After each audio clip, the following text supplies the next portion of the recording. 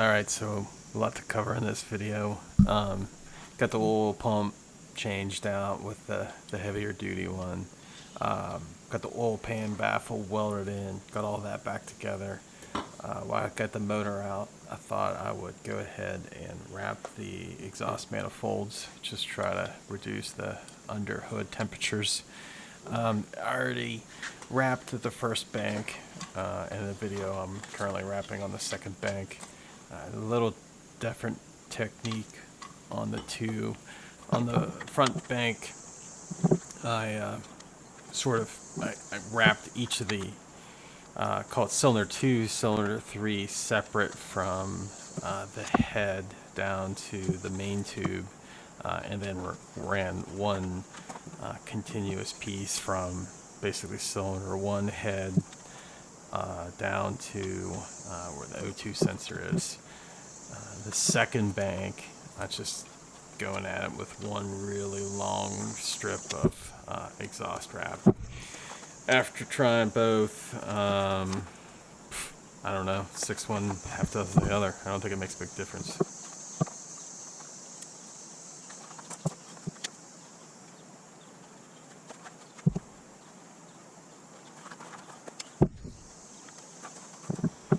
It's actually a fairly time-consuming process. Just takes a while to get it on there right. And as you get done, the loose ends just get held in position with tightly twisted safety wire. I guess theoretically this is supposed to harden up after the first heat cycle, so it should stay in place once it gets past that.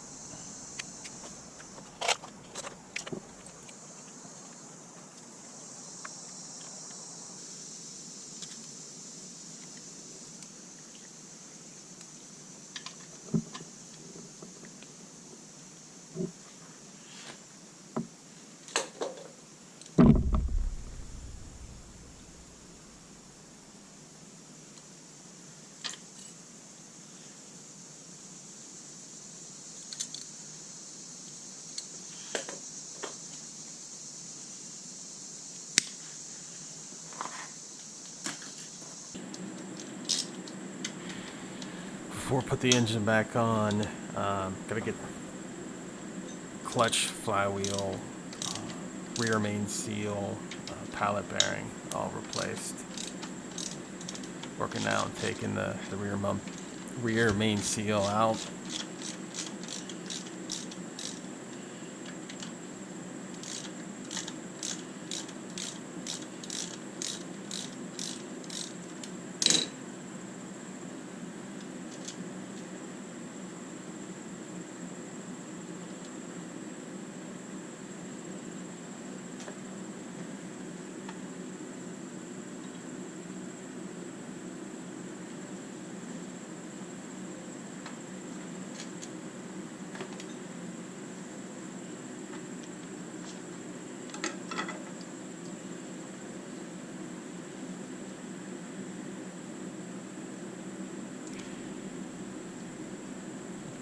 The original gasket was pretty tricky to get off.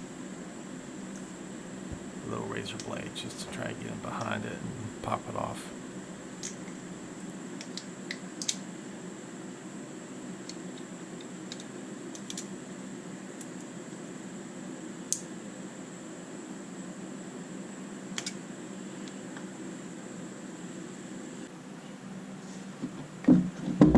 So next step, obviously, you got to pop out the old seal. You sort of got 3 options when you're replacing your main seal. You can buy a complete kit where the seal's already in the metal fitting. You can put the new seal in with the rubber rings got to set at allegedly at a very specific depth. And BMW sells a special tool to set the rubber seal ring at that specific depth. Or you can just sort of eyeball it and hope for the best. I went with the third option. honestly, looking where it sits in the housing and where it sits on the crank, I think you got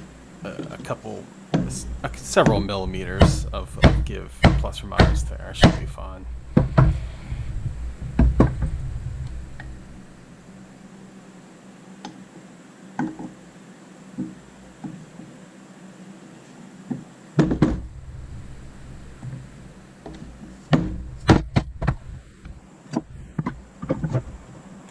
To speed up the video a little, it's tapped in place. It was really just a matter of taking your time, gentle taps until it's nice and even, and I hit it until it was flush with the face of the fixture, which was the way the original seal was. And then underneath you can see where the oil varnish ring originally was, and try to get the bottom lip of the new rubber ring to sort of match up with that varnish. I think it's pretty darn close to what that other one was.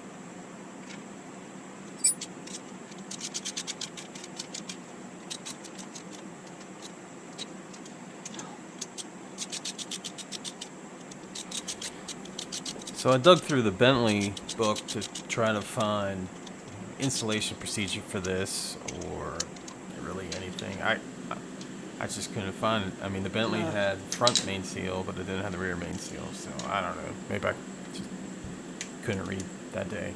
But so I torqued it down using the 13 millimeter bolts. First, they took the most torque. FCP Euro had torque recommendations for these. It's just on their website. It's pretty easy to find. Basically torqued the two 13 millimeters. I think those are M8s. And then basically worked up.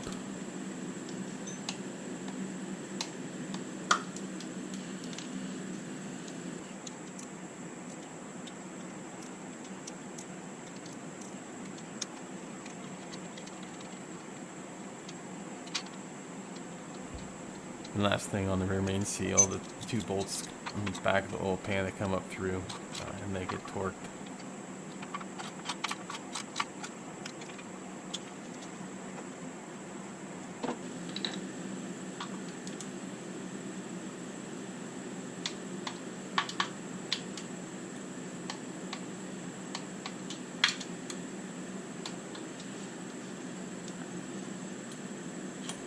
So now the rear main seal is done, it's time to get the pallet bearing out of the back of the crank.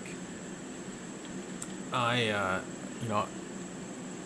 used this slide hammer, probably not the exact best way. BMW obviously makes a special tool. You could certainly get other special tools. Seems the most straightforward it's just put something inside the race or the inside the bearing and just apply some gentle pressure to pop it out. Some people just fill it with grease, basically tap a nut and using hydraulic pressure to pop it out. I just used basically gentle taps on the slide hammer. This is a pretty lightweight slide hammer. You're not doing a lot of damage with this thing, and it sort of gradually worked its way out without the bearing splitting apart. And honestly, really wasn't hammering on it that hard. I think this was fine. I guess the risk here is the bearing pops apart.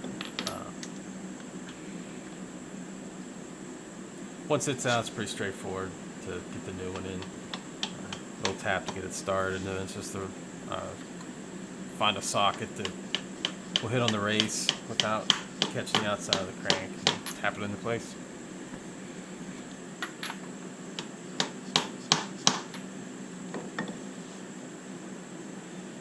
Excellent. And the stock clutch. Good Lord, this is heavy. Clutch and pressure plate, 13 pounds.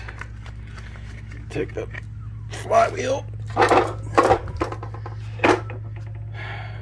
Comes in at 38 pounds, 10 ounces. Okay, and here's the race clutch and flywheel. Pressure plate. Clutch. And flywheel. 13 pounds, 8 ounces.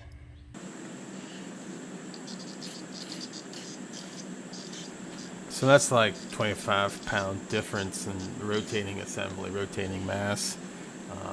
I don't know if this math is academically accurate, but a little back of a napkin math, assuming the mass of those rotating assemblies are equally distributed, which is a fair assumption for the flywheel and clutch. At 25 pounds, the difference translates to about 8 foot-pounds of parasitic load. So call it, out of 200 foot-pound motor, that's roughly 4% less parasitic load. So it makes a difference.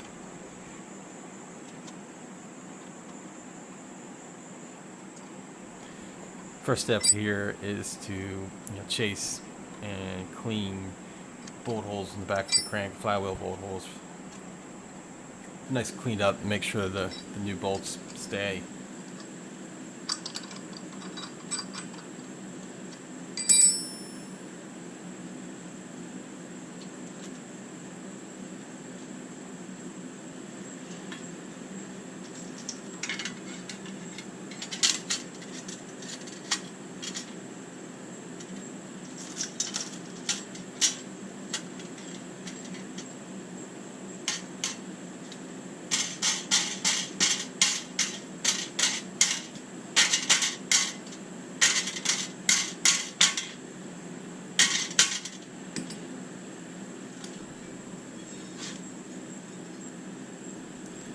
One of the holes in the flywheel had just a bit of a bore on the inside to fit over the post in the back of the crank. And don't do that. It's not good for your flywheel.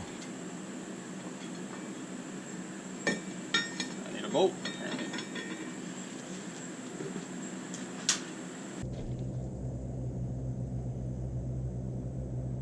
Sorry for the background noise. I had to turn on a fan. It was getting hot. So I got the medium grade Loctite for these. Thread them in, work in a crisscross pattern. Evenly tighten them down in a crisscross pattern and work your way down and eventually torque them in. So it's worth mentioning here that the flywheel bolts that come with this Tilton flywheel use a T60 Torx socket, so not usually something people have laying around. That was actually a trip to Harbor Freight to pick that one up.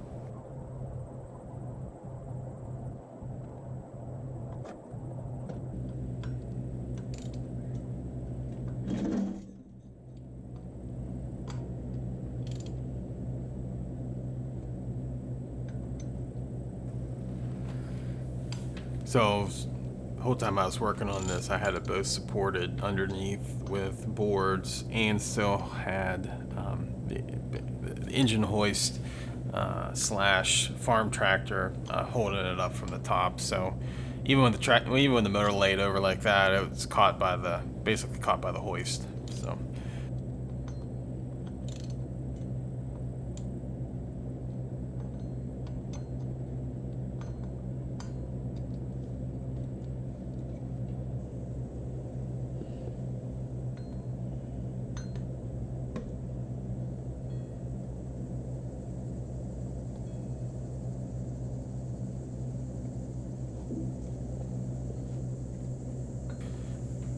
And I sort of had to position in front of the camera to get these torqued, so just skip ahead.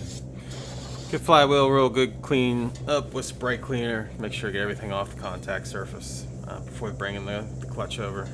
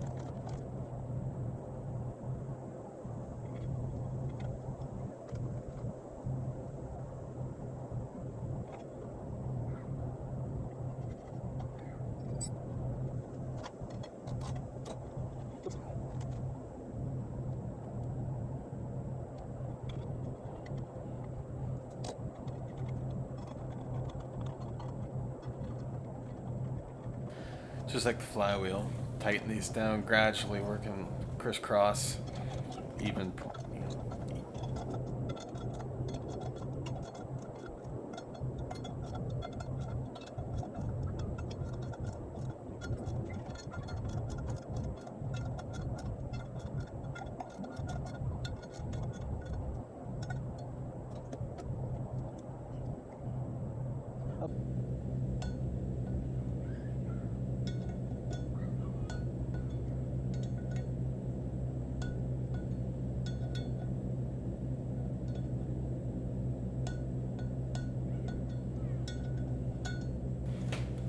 Torque the pressure plate bolts to spec, pull the little centering piece out, and that's a clutch job. So there's got to be a better way to put this transmission back on. I really just muscled it up on there, and it's kind of embarrassing, but this is the second time I did it. First time I had the transmission on, getting the bolts in, dropped the bolt into the starter hole down into the bell housing. So I had to take the transmission back off to get that bolt out and go back through this process again.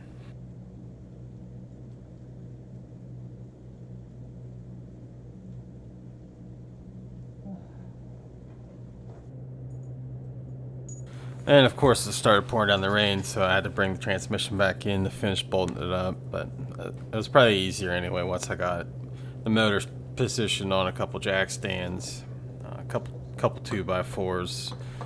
Still got the tractor holding it up as a backup, but this was much easier putting everything together than the way I had it.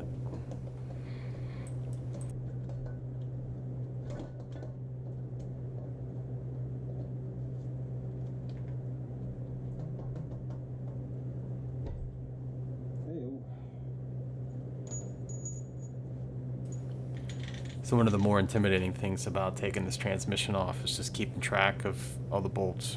As you're taking the transmission off, there's a set of bolts that go at the top of the transmission, a set of bolts that go sort of on the left and right side of the transmission. There's 3 bolts that go under the transmission by the oil pan, and then 2 bolts that go into the starter. But as you're reassembling it, it actually is fairly apparent where each of those bolts go. The largest bolts, the M12s that go into the bolt, there's 2 short ones and 2 long ones, and you can look at the depth of the hole to fairly quickly see where each of those go. Then that leaves a set of 2 bolts and a set of 3 bolts. The 2 bolts are both M10s. They go into the starter, and the last 3 bolts are the smallest. They go along the bottom of the transmission into the oil pan.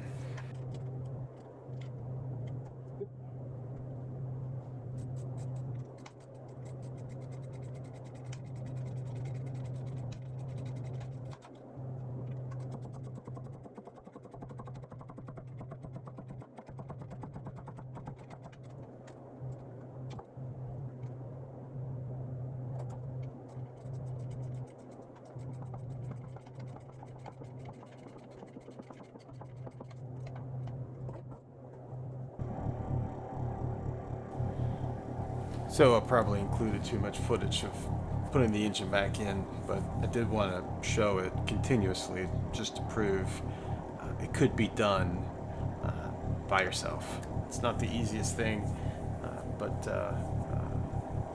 it's really just taking your time, being gentle, just easing it in. It can be done. It would have definitely been easier with an extra set of hands, but at the end of the day, not that bad. After having done it, I really wish I would have gone through with pulling the engine when I had the car parked back over winter, and just got all this done then. It really wouldn't have added that much more time since I already had everything apart. Probably the most time-consuming thing is disconnecting everything. So I already had everything disconnected before. It would have been just a little bit more time to actually pull the motor.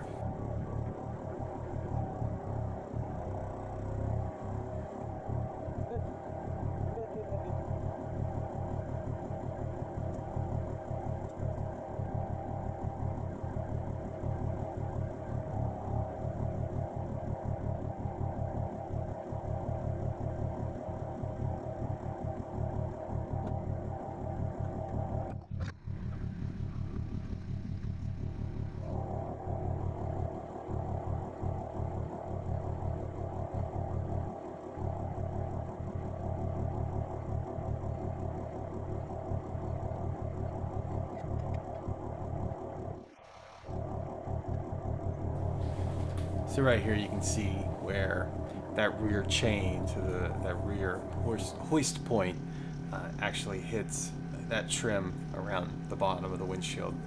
It's been a lot easier to just gone ahead and remove the wipers and that trim, gotten out of the way. Once it's out of the way, it gives you another maybe 2 inches of clearance.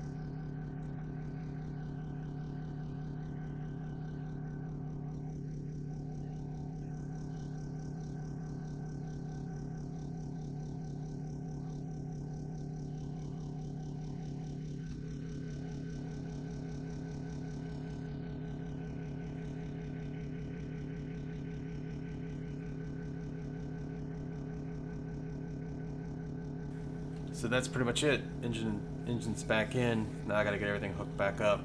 I was working on a video of getting the new tunnel mounted shifter installed.